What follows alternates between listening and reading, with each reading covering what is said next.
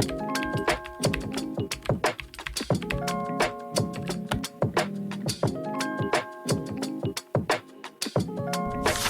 guys, it's me Carla. So ayan, welcome to my channel.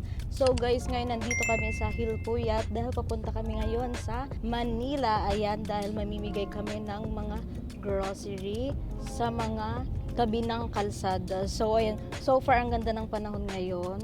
Ayan, pero mukhang mamaya uulan, sana hindi naman. So ayan guys, medyo traffic lang.